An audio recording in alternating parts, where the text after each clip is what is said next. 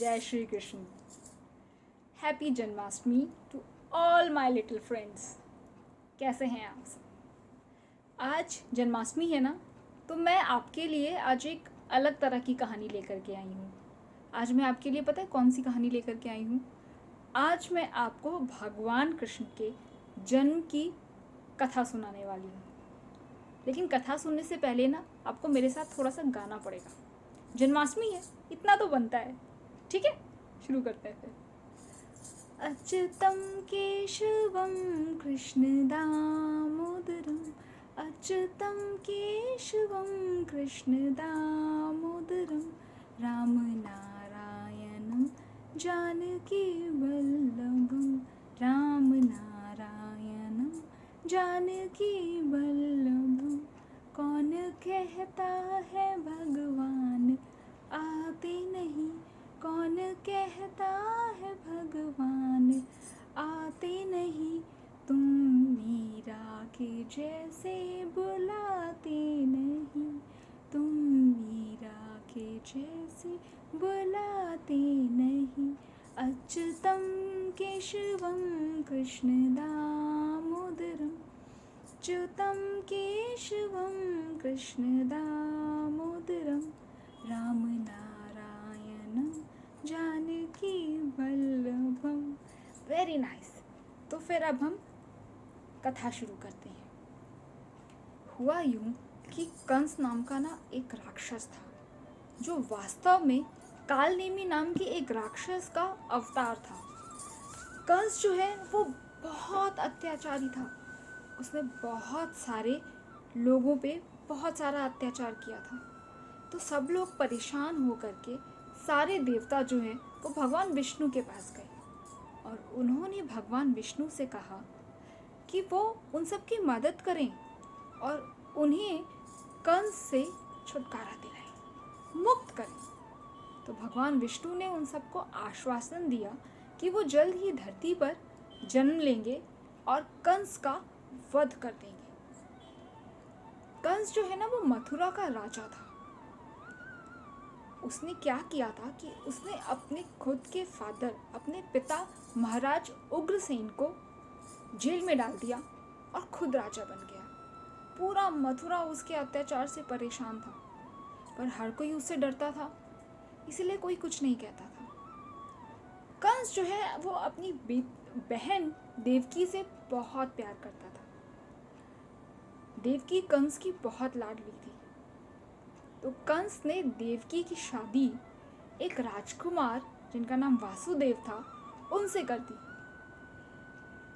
जब शादी के बाद विदाई होती है तो विदाई के वक्त जो है वो कंस ने बोला कि वो खुद उनका सारथी बनेगा और उनका रथ चलाएगा। जब कंस देवकी और वासुदेव को लेकर के जा रहा था, उसी वक्त आकाशवाणी हुई। आकाशवाणी ने बोला, हे मूर्ख, जिस देवकी को तू इतने प्यार से लेके जा रहा है, जिसका तू सारथी बना हुआ है, उसी देवकी की 8वीं संतान तेरा वध करेगी। अब जैसे ही कंस ने सुना, उसके अंदर का जो अत्याचारी राक्षस है वो जाग गया। उसने तलवार निकाली और एकदम से देवकी पर हमला करना शुरू कर दिया। पर इससे पहले कि देवकी को कोई भी चोट पहुंचती, वासुदेव ने कंस का हाथ पकड़ लिया और उसने कंस को बोला कि देवकी से तो तुम्हें कोई खतरा नहीं है, तुम्हें तो उसकी संतान से खतरा है।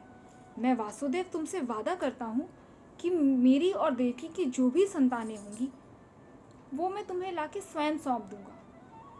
तुम देवकी का वध मत करो। कंस उसकी बात मान गया, लेकिन उसने फिर भी ना अपने सैनिकों को बोला कि देवकी और वासुदेव दोनों को जेल में डाल दें। अब दोनों जेल में ही बंद हो गए और धीरे धीरे इधर कंस का अत्याचार बढ़ता गया। वक्त बीता और देवकी को पहली संतान हुई। जैसा वासुदेव ने वादा किया था, उसने अपने बच्चे को कंस को सौंप दिया और कंस ने उस बच्चे का वध कर दिया। ऐसे एक एक करके कंस ने वासुदेव और देवकी के 6 संतानों को मार दिया।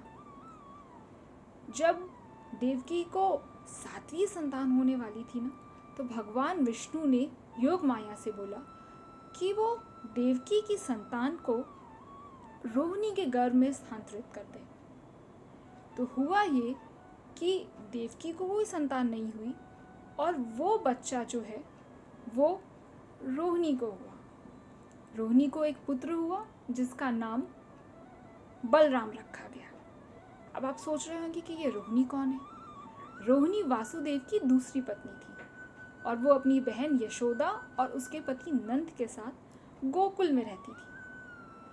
तो जब रोहिणी को बेटा हुआ तो सबने बहुत खुशियां मनाई और उस बच्चे का नाम बलराम रखा गया।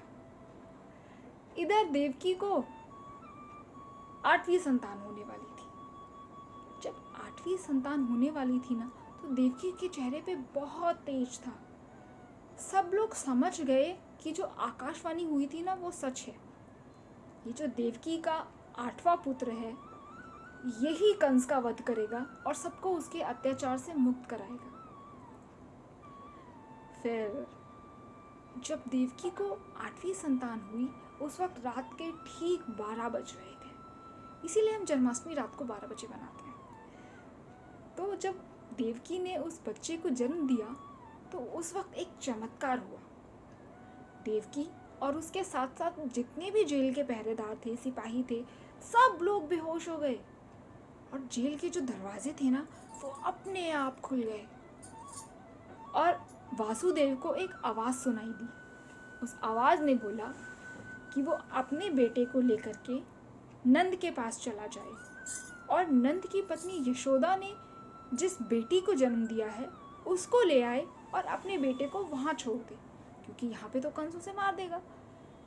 तो वासुदेव जो है उन्होंने ऐसा ही किया, अपने बेटे को ले करके गोकुल जाने लगे। लेकिन जब वो गोकुल जा रहे थे ना तो बहुत तेज बारिश होने लगी, एकदम घर घर घर घर घर करके आसमान से एकदम मतलब जैसे होता है ना थंडरबोल्ट, बिजली चमकती है बहुत ज़्यादा, वैसा होने लगा और रात बहुत अंधेरी थी। और वासुदेव चले जा रहे थे। चलते चलते जब वो यमुना नदी के पास पहुँचे तो देखा कि यमुना नदी का जो पानी है ना वो बहुत तूफान पे है, बहुत ज़ोर ज़ोर से उसमें लहरें उठ रही हैं। पर वासुदेव जब नदी के अंदर गए और नदी के पानी ने उस बच्चे के पैर छुए तो पानी धीरे धीरे नीचे हो गया, लेकिन बारिश अभी भी हो रही थी।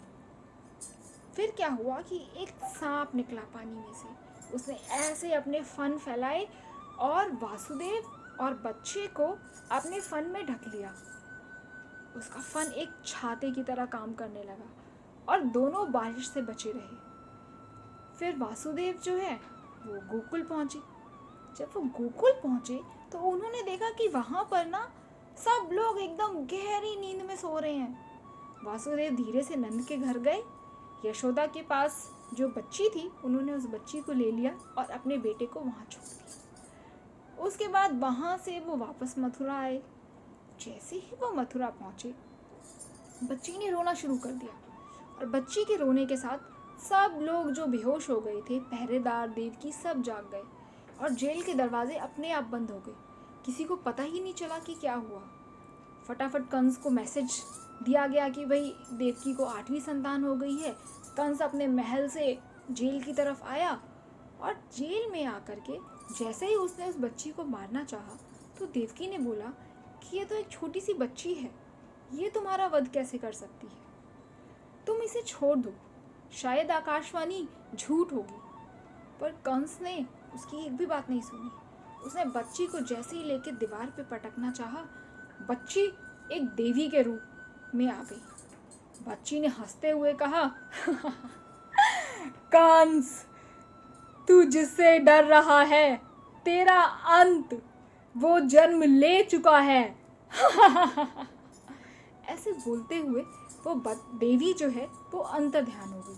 अब कंस बहुत परेशान हो गया और उधर गोकुल में जब यशोदा को होश आया तो उसने देखा कि उसके पास एक छोटा सा बच्चा खेल रहा है। सबको मैसेज दिया गया। नंद भी बहुत खुश हुए कि उन्हें बेटा हुआ है। मथुरा के सारे लोग जहाँ परेशान थे क्योंकि कंस परेशान था तो वो सबको और परेशान कर रहा था, वहीं गोकुल में सब लोग बहुत मज़े से खुशियाँ मना रहे थे और उस बच्चे के जन्म का बहुत बड़ा सा उत्सव मनाया गया। आपको पता है वो बच्चा कौन था? वो बच्चा और कोई नहीं, स्वयं भगवान कृष्ण थे। छोटी छोटी गैया छोटे छोटे ग्वाल, छोटी छोटी गैया छोटे छोटे ग्वाल, छोटो सो छोटो सो छोटो सो हमरो मदन गोपाल, छोटो सो हमरो मदन गोपाल। जय श्री कृष्ण, हैप्पी जन्माष्टमी।